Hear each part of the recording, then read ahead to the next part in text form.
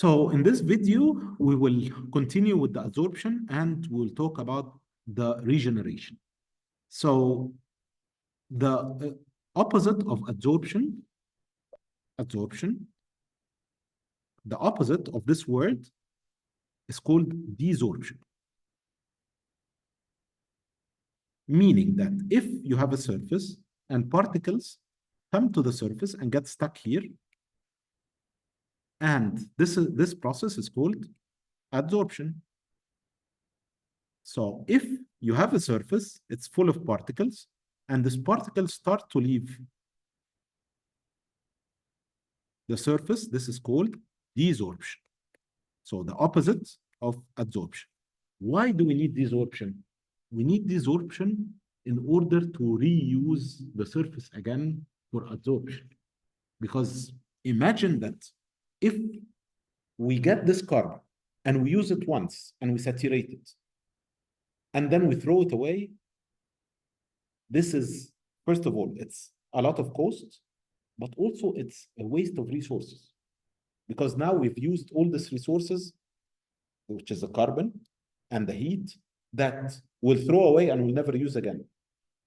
So in order to make this process more economical and more environmentally friendly, we try to desorb the contaminant and collect it somewhere that we can deal with, right? And we free up the surface again for more adsorption. This process is called regeneration. Imagine like the filter at home in the AC. It's exactly the same idea. It gets clogged with dirt.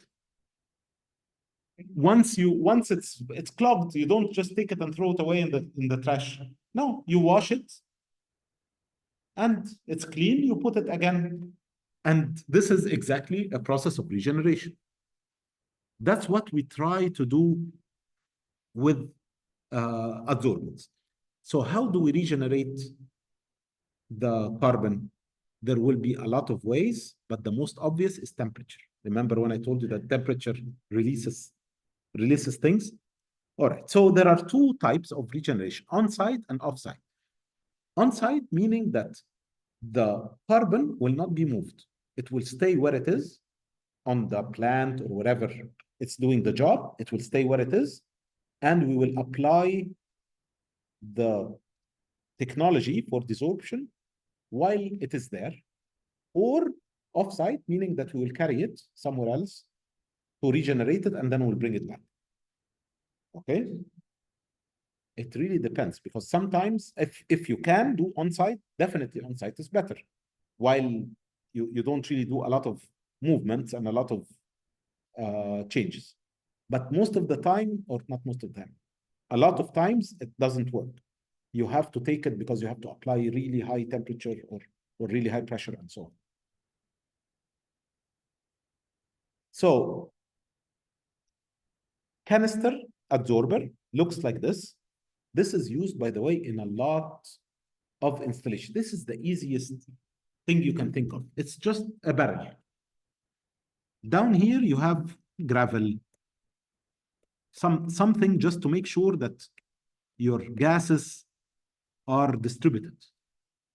So gas comes from here, and then it distributes in this layer, in this support material. On top of it, you will have your activated carbon. So the gas will go through the activated carbon. While it's going, it's being desorbed until it goes here, clean air. Okay, so then you give this canister to the manufacturer, they regenerate it and they give it back to you. On-site regeneration fixed bed. Look at this one over here. This one has 3 beds in parallel. So while some of them are adsorbing, the other one will be regenerating. So you don't have them all working at the same time. So here you can have the gas coming here. The gas, part of it goes this way and part of it goes this way. Whatever goes in one, this being absorbed. Now, here you will have a block. So, and also, then it goes to 2. That's also absorbed.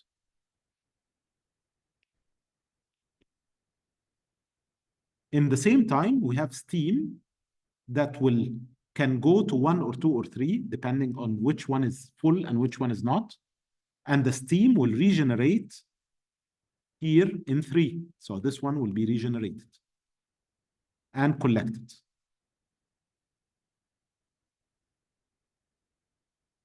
So here we will have collect, polluted.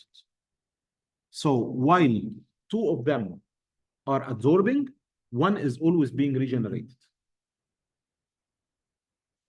And 3 is regenerated. Now 3 will be clean. So we'll move the damper to 1.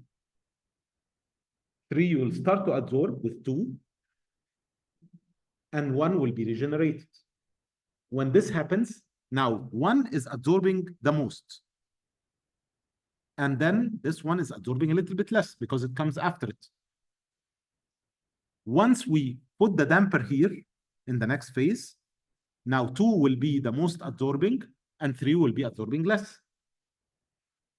Damper meaning stop. Block. Once we remove the damper from 3 to 1, 1 will be regenerated. 2 and 3 will be absorbing. 2 will be absorbing more than 3 until 2 is full. And then we'll move the damper to 2. 2 will be regenerated, and 3 and 1 will be absorbing, and so on and so forth. Yeah. Very, very smart, huh? So this is on-site regeneration. Another concept also that we need to talk about is, I'm sorry? No, this is just a whole concept. It's so I'll teach you the concept so we can understand how it is also applied for on-site and off-site. This is called the breakthrough curve. Remember when I told you that the red is already full, yellow is being absorbed, green is available? So at the beginning, this is happening. So this is 1, 2, 3, 4. So this is T1, T2, T3, T4. This is what's happening in any of these columns. This is what's happening in bed 1 or 2 or 3. So let's say bed 1. At the beginning of T1, just very, very small is full and the rest is all empty. If we look at the concentration at this point, if we look at the concentration here, we call this C out. I always want you to think about C out. This graph shows you C out on the y-axis. So in 1, C out is equal to almost 0, right? Because the whole bed is available for absorption. After T2, the full area, you know now, it's bigger, but still the zone where the absorption is happening is still not at the outlet. What will we expect the outlet? The same, almost 0. Now at T3, the zone where the absorption is happening approaches the outlet. So it started to increase. What happens when it's all red? It reaches the maximum. We call this curve a breakthrough curve. Breakthrough curve. Why do we call it breakthrough? Breakthrough meaning that it all broke through the column. It found its way to break the column and go through it. Okay, so that's a breakthrough curve. Are you? Exactly. So when do we need to stop? 1, when do we need to change it to 2 or 3? Look, at the point 3? Yeah. Between 3 and 4? Or should we even risk that any of the pollutant will get out, or should we stop before any of the pollutants start to appear? Between 2 and 3. Just before it starts to increase. That's the optimum location to stop. Okay, to stop and then move to another bed and start to regenerate the bed. So how do we regenerate? We have either to apply temperature or pressure. Internal pressure increases the Retention? Yes. So you can have pressure to increase retention, or you can have pressure to shear off the pollutants from the surface to get them out. So it depends on how you apply the pressure. You can either have the pressure to push it inside, or you can have the pressure to get them outside. Okay? So this is temperature, and this is pressure. So now the temperature can be either done by steam or by hot gas. And the pressure we'll just talk about in a second.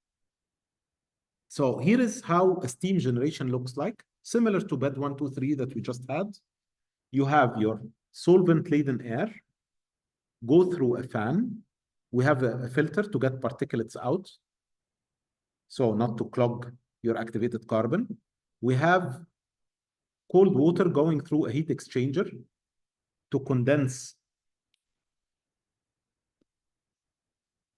whatever can be condensed, and then the steam will go into the bed. Could go either way. Sorry, the solvent-laden air will go through the bed 1, bed 2, bed 3, depending on which one will be open and which one will be closed. And then you have another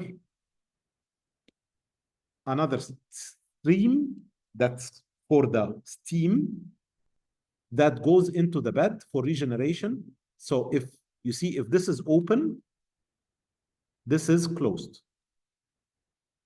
You see, this is doesn't have the gray ball or the gray circle. This has the gray circle. This one, both of them are closed, and this one, both of them are closed. So the steam and solvent vapor to condenser, and here is air to stack, and so on and so forth in all beds. So this is one way of doing steam regeneration. The particulates, this could be something like, for example, when we talked about in the previous chapter about the control of particulates, and we talked about the filters that are used for particulates. So this is one of these filters. It could be just a cyclone. It could be an actual filter, fabric filter. It could be, but then you put the particles in a hopper. So this is for the generated particles somewhere. So you get rid of all the particles that you can take care earlier. Why? Because getting rid of particles is much cheaper than getting rid of gases. Now I need you to really differentiate two types of streams. There is particulate stream and there is gaseous stream. It's similar to in liquid when you have colloid and dissolved. Do you understand the difference? For example, if you have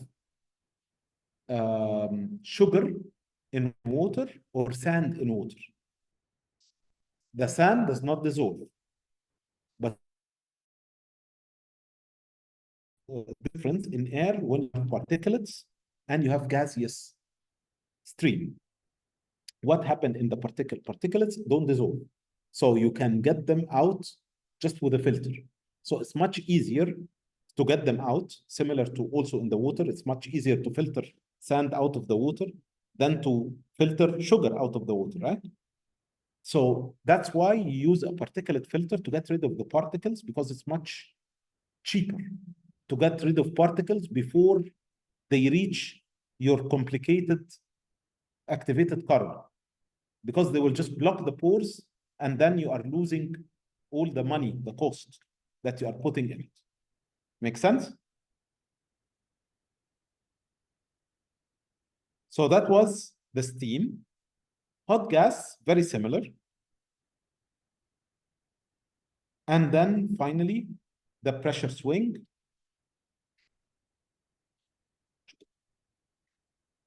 Adsorption. So in the next video, we'll talk about some of the adsorber designs.